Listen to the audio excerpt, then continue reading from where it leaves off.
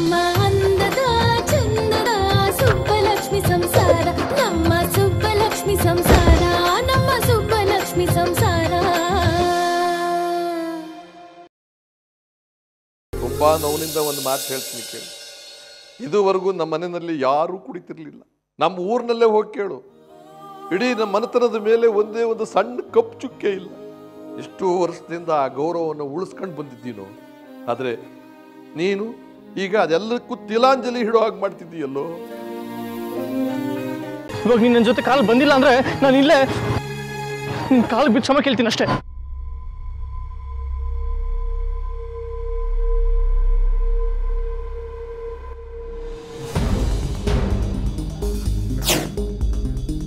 ಇದು ನಿನ್ ಮಗ ಕಳ್ಸಿರೋದು ನನಗೆ ಅಂತ.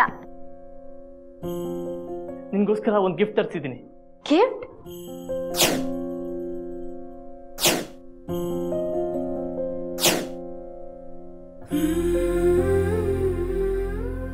ಗೌನ್ 7 ಹತ್ರ ಹೇಗೆ ಬಂತು? ಇದು ಶನಾಯಲ್ಲಿ ಆರ್ಡರ್ ಮಾಡಿದ್ದು. ಶನಾಯ ಅದು ಏನಾಯ್ತು ಅಂದ್ರೆ,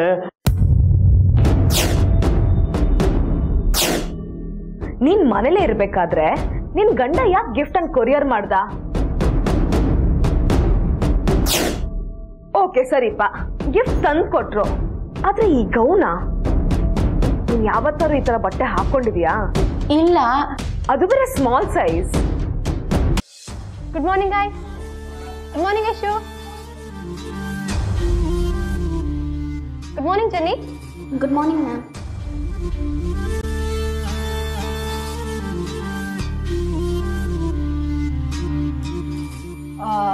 ಜೆನ್ನಿ, ಇವತ್ತೇನಾದ್ರೂ ನಾನು ಸ್ಪೆಷಲ್ ಆಗಿ ಕಾಣಿಸ್ತಿದ್ದೇನಾ?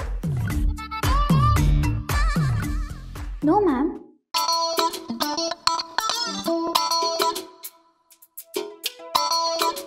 Now?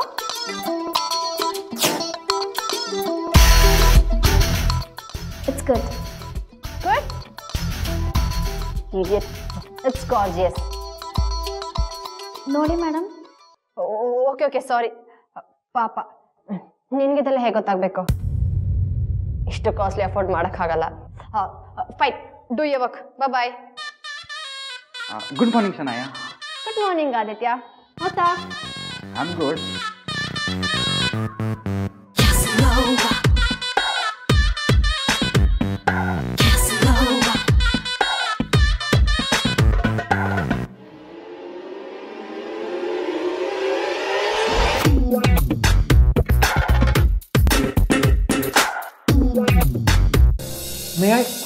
ಆನಂದ್, ಒಳಗೆ ಬಾ.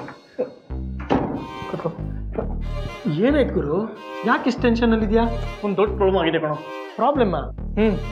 ಏನಾಯ್ತು? ಈ ಆನಂದ್ ಹತ್ರ ನಿನ್ನೆಲ್ಲ ಪ್ರಾಬ್ಲಮ್ಸ್ಗೂ ಅದಿದೆ. ಏನಿದೆ ಸೊಲ್ಯೂಷನ್?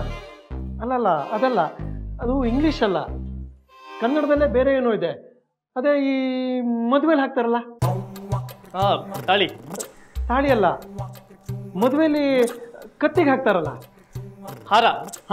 ಹಾರ, ಪರಿಹಾರ. ಈ ಆನಂದ್ ಹತ್ರ ನಿನ್ನೆಲ್ಲ ಪ್ರಾಬ್ಲಮ್ಸ್ಗೂ ಪರಿಹಾರ ಇದೆ. ನೀ ಜಸ್ಟ್ ನಿನ್ನ ಪ್ರಾಬ್ಲಮ್ಸ್ ಏನು ಅಂತ ಹೇಳು. ಹೇಳ್ತೀನಿ ಕೇಳು. ಪ್ರಾಬ್ಲಮ್ ಏನು ಅಂದರೆ, ನಾನು ಆನ್ಲೈನಲ್ಲಿ ಒಂದು ನೈಟ್ ಗೌನ್ ಬುಕ್ ಮಾಡಿದೆ. ನಿನಗೆ ನೈಟ್ ಗೌನಾ? ನೀನು ನೈಟ್ ಗೌನ್ ಹಾಕೋತ್ಯಾ? ನನಗಲ್ಲ ಕಣೋ, ಚೆನ್ನಾಗೋಸ್ಕರ ನಾನು shoppingzone.com ಇಂದ ಒಂದು ನೈಟ್ ಗೌನ್ ಬುಕ್ ಮಾಡಿದೆ. ಮತ್ತೇನು ಪ್ರಾಬ್ಲಮ್ಮು? ಇಷ್ಟ ಆಗಲಿಲ್ವಾ ಅವಳಿಗೆ? ಎಕ್ಸ್ಚೇಂಜ್ ಮಾಡಿಬಿಡು. ಅದಲ್ಲ ಪ್ರಾಬ್ಲಮ್ಮು, ನಾನು ಆರ್ಡರ್ ಮಾಡಿರೋ ನೈಟ್ ಗೌನು ನನ್ನ ಮನೆಗೆ ಬಂದಿದೆ.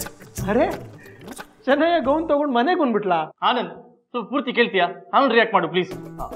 ಸರಿ, ಅದೇನಂತ ಹೇಳಪ್ಪ. ಯಾವುದೋ ಟೆನ್ಷನಲ್ಲಿ ನಾನು ನಮ್ಮನೆ ಅಡ್ರೆಸ್ ಕೊಟ್ಬಿಟ್ಟಿದ್ದೀನಿ. ಚೆನ್ನಾಗಿ ಹೋಗ್ಬೇಕಾಗಿರೋ ನೈಟ್ ಗೌನು ಸುಬ್ಲಕ್ಷ್ಮಿಗೆ ಹೋಯ್ತು. ಮಿಸ್ ಆದರೂ ನೀನು ಮಿಸ್ ಸಿಗ್ತಾನೆ ಹೋಗಿದೆ. ಸುಬ್ಲಕ್ಷ್ಮಿ ಅತ್ತಿಗೆ ಹೇಳ್ಬಿಡು, ಈ ಗೌನ್ ನಿಮಗೇನೆ ಅಂತ. ಪ್ರಾಬ್ಲಮ್ ಸಾಲ್ವ್, ಪರಿಹಾರ. ಪ್ರಾಬ್ಲಮ್ ಅದಲ್ಲ. ನನಗೆ ಹೇಳ್ಕೊಡಕ್ ಬರ್ತೀಯೇನೋ? ಕಬ್ಬು ಬೆಳೀತಾ ಇರೋದು ಇವತ್ತು ಮಾತ್ರ ಅಲ್ಲ, ನಾನು 20 ವರ್ಷದಿಂದ ಬೆಳೀತಾ ಇದ್ದೀನಿ. ನಮ್ಮೂರಿನಲ್ಲಿ ಯಾವ ಮಗು ಕೇಳಿದ್ರು ಹೇಳ್ತಾನೆ ಕೇಶವಮೂರ್ತಿ ಅಂದ್ರೆ ಹೆಂಗೆ ಏನು ಅಂತ. ಮೊನ್ನೆ ಫ್ಯಾಕ್ಟ್ರಿ ಕಾಂಟ್ರಾಕ್ಟ್ ತಗೊಂಡ್ರು ನೀನು. ನನಗೆ ದಾರಿ ತಪ್ಸಕ್ ಬರಬೇಡ. ನಿನ್ನನ್ನು ನಾನು ನಂಬೋದಿಲ್ಲ. ಸುಮ್ಮನೆ ಏನೇನೋ ಮಾತಾಡ್ಬೇಡ ಕಣಯ್ಯ. ಸುಮಾರು 8-10 ಲಕ್ಷ ರೂಪಾಯಿ ಲಾಸ್ ಆಗಿದೆಯಲ್ಲ, ಯಾರು ಕಟ್ಕೊಡಾರ ಅದನ್ನ? ಅಯ್ಯೋ ದೇವ್ರೆ, 8-10 ಲಕ್ಷನಾ? ಆ ದುಡ್ಡನ್ನು ನಂಬ್ಕೊಂಡು ನಾನು ಅಡಿಕೆನ ಖರೀದಿಗೆ ಹಾಕೊಂಡಿದ್ದೀನಿ. ಇದು ಬರದೆ ಹೋದ್ರೆ ಆ ಅಡ್ವಾನ್ಸ್ ಕೊಟ್ಟಿದ್ದೀನಿ, ಅದೆಲ್ಲ ಲಾಸ್ ಆಗುತ್ತೆ. ಅದು ಏನು ನಿನ್ನ ಬೇಜವಾಬ್ದಾರಿತನದಿಂದ. ಆಯ್ತು, ನೋಡೋಣ ಬಿಡು ಅದೇನಾಗಿದೆ ಅಂತ. ಭೂಮಿ ತಾಯಿ ಹೊಲ್ದಿರೋವಾಗ ಅದನ್ನ ಇನ್ಯಾರೋ ಬಂದು ಸುಲಿಗೆ ಮಾಡೋದಕ್ಕೆ ಬಿಡ್ತೀನಾ? ನಾನೇ ಬರ್ತೀನಿ. ಆ ಮಿಕ್ಕಿರೋ ಲೋಡ್ಸು ನಾನೇ ನೋಡ್ಕೋತೀನಿ. ಇಡು ಫೋನು. ಏನಾಯ್ತು? ಎಲ್ಲ ಸರಿಯಾಗೈತಿ ತಾನೆ? ಯಾವುದು ಸರಿ ಇಲ್ಲ. ನಾವು ಸಾಯ್ದೆ ಸ್ವರ್ಗ ನೋಡಕ್ಕಾಗಲ್ಲ. ಸ್ವರ್ಗ ನೋಡ್ಬೇಕು ಅಂತಂದ್ರೆ ನಾವು ಸಾಯ್ಲೇಬೇಕು. ಲಾಭ ನೋಡ್ಬೇಕು ಅಂತಂದ್ರೆ ದುಡಿಲೇಬೇಕು. ಹಾಳು ಮಾಡಿದ ಹಾಳು ಅಂತ ಗೊತ್ತಿಲ್ವಾ? ಮಾವಯ್ಯ, ಏನಾರ ಪ್ರಾಬ್ಲಮ್ ಆಗೈತಾ? ಏನಿಲ್ಲ ಸುಬ್ಬಮ್ಮ, ಸಣ್ಣ ಪುಟ್ಟದಿರುತ್ತಲ್ಲ. ಸಣ್ಣ ಪುಟ್ಟದ ಫೋನ್ನಾಗ ಇಷ್ಟು ಕೋಪದಲ್ಲಿ ಮಾತಾಡ್ತಿದ್ರಿ, ಏನಾಗೈತಿ ಹೇಳಿ ಮಾವಯ್ಯ. ಏನಿಲ್ಲ ಸುಬ್ಬಮ್ಮ, ನಮ್ಮ ಕಬ್ಬನೆಲ್ಲ ಕುಯ್ದು ಲೋಡ್ ಮಾಡಿ ಫ್ಯಾಕ್ಟ್ರಿ ತಗೊಂಡೋಗಿ ಅಂತ ಹೇಳಿದ್ದೆ. ಮಕ್ಕಳು ತಗೊಂಡೋಗಿದ್ದಾರೆ. ಆ ಏಜೆಂಟ್ ಅವರೆಲ್ಲ ಸೇರ್ಕೊಂಡು ಕಬ್ಬಿನಲ್ಲಿ ತೂಕ ಇಲ್ಲ ಅಂತ ಲಾಸ್ ಅಂತ ತೋರಿಸ್ಬಿಟ್ಟಿದ್ದಾರೆ. ಅಯ್ಯೋ, ಅದನ್ನ ಮುಗಿತಾ ಇದ್ದೆ. ನಿಯತ್ತಿಲ್ದಿರೋ ನನ್ನ ಮಕ್ಕಳು. ನಾನೇ ಹೋದ್ರೆ ಇದೆಲ್ಲ ಸರಿ ಹೋಗೋದು. ನೀವು ಹೋದ್ರ? ಹಂಗಾರೆ ನೀವು ಹೋಯ್ತೀರಾ? ತಿಂಗಳು ಪೂರ್ತಿ ಇರ್ತೀನಿ ಅಂತ ಹೇಳಿದ್ರಿ. ಏನ್ ಮಾಡೋದಮ್ಮ, ನೆಮ್ಮದಿಯಾಗಿರಕ್ ಬಿಡ್ಬೇಕಲ್ಲ ಇವ್ರು. ಮಾವಯ್ಯ, ನಂಗೆ ಯಾಕೋ ನೀವ್ ಹೇಳಿರೋದಕ್ಕಿಂತ ಇನ್ನೂ ದೊಡ್ಡ ಪ್ರಾಬ್ಲಮೇ ಆಗೈತೆ ಅಂತ ಅನ್ನಿಸ್ತೈತೆ. ಮಾವ, ಮಂಡ್ಯದಾಗೆ ಏನೋ ಪ್ರಾಬ್ಲಮ್ ಆಗೈತಂತೆ, ಅದಕ್ಕೆ ಅತ್ತೆ ಮಾವ ವಾಪಸ್ ಹೋಗ್ಬೇಕಂತೆ.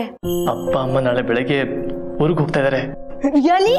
ಬೇಬಿ, ಈಗ ಬರೀ ನಾನು ನೀನು, ನಮ್ಮ ಮಧ್ಯೆ ಬೇರೆ ಯಾರೂ ಇಲ್ಲ. May come in sir? ಎಸ್ ಚಾನ್, ಕಮಿನ್. ಶಣಯ, ನೀನು ಹೊರಡು. ನಾನು ಹೇಗೆ ಹೋಗ್ಲಿ? ನಾನು ಡ್ರಾಪ್ ಮಾಡ್ತೀನಿ.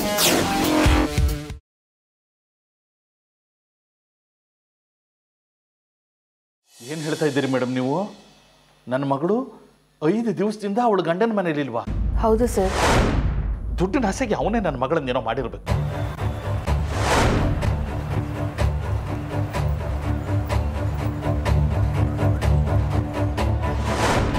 ಎಷ್ಟು ದಿವಸ ನಾನು ಅವನನ್ನು ಸಹಿಸ್ಕೊಂಡಿದ್ದೆ ನನ್ನ ಮಗಳಿಗೋಸ್ಕರ. ಈಗ ಅವಳೇ ಕಾಣೆ ಆಗಿದ್ದಾಳೆ ಅಂದಮೇಲೆ ನಾನು ಅವನನ್ನು ಸುಮ್ಮನೆ ಬಿಡೋಲ್ಲ.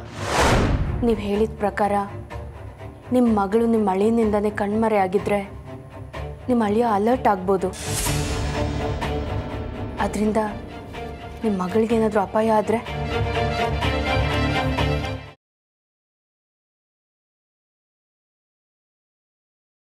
ನಡೆಯೋ ಕಾಲು ಎಡುವುದು ಸಹಜ ಅಲ್ವಾ?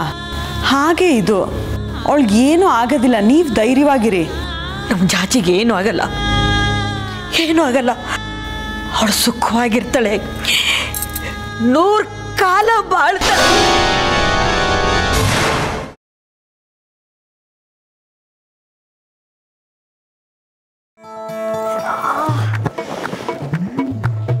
ಡಿಕ್ಕಿ ಹೊಡ್ಕೊಂಡ್ರೆ ಇನ್ನೊಂದು ಕಿತ್ತ ಹೊಡ್ಕೋಬೇಕು, ಇಲ್ಲಾಂದ್ರೆ ಹಣೆ ಮ್ಯಾಗ ಕೊಂಬರ್ತೈತೆ. ಇವಾಗ ನಾನೇ ಡಿಕ್ಕಿ ಹೊಡಿತೀನಿ.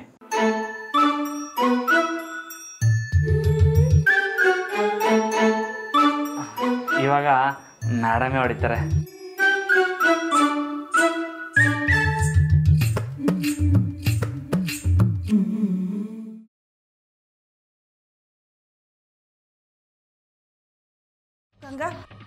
ಅಕ್ಕಾರೆ, ಇದು ದೇವ್ರ ಪ್ರಸಾದದ. ನಾ ಬರೋ ತನಕ ನೀ ಇಲ್ಲೇ ಇರ್ಬೇಕು, ತಿಳಿತಾ? ಈ ಜಿಲೇಬಿ ಎಲ್ಲೋದ? ಇಲ್ಲೇ ಮಲಗಿದ್ನಲ್ಲ ರೀ. ಕಾರಂತ್ರ ಪ್ರಸಾದ್.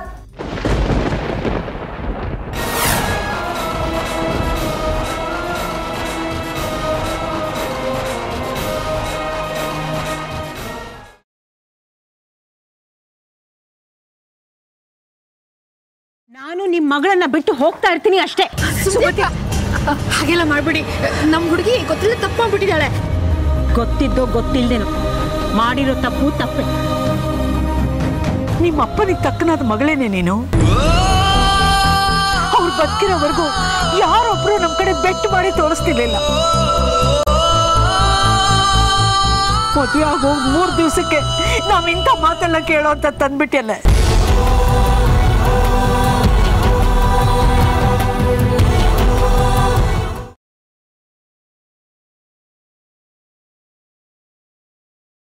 ಪ್ರತಾಪ,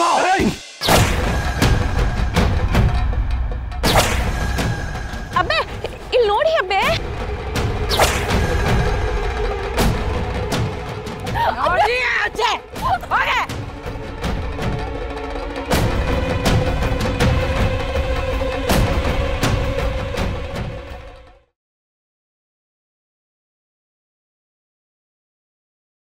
ಪರಮೇಶ್ವರ, ಇದೇನಪ್ಪ ಹೊಸ ಸಂಕಟ ತಂದಿಟ್ಬಿಟ್ಟೆ. ಶೇಷ ಆ ದುಷ್ಟನ್ ಜೊತೆ ಹೋಗಿದ್ದಾಳೆ, ಈಗೇನ್ ಮಾಡ್ಲಿ? ಯಾಕೆ ನಿನ್ನ ನಿಜ ರೂಪದಲ್ಲಿ ಬಂದು ನಿಲ್ಲೋದಕ್ಕೆ ಭಯನಾ? ಏ ಅವಿವೇಕಿ, ಮುಚ್ಚು ಬಾಯಿ. ಏನೋ ಶಕ್ತಿಶಾಲಿ ಅಂತ ಅಹಂಕಾರದ ಮಾತುಗಳನ್ನ ಆಡ್ತಾನೆ ಹೋಗ್ತಾ ಇದ್ಯಾ ಅಲ್ವಾ? ನನ್ನ ಶಕ್ತಿಯ ಸ್ವರೂಪ ಎಂತದ್ದು ಅಂತ ತೋರಿಸ್ತೀನಿ.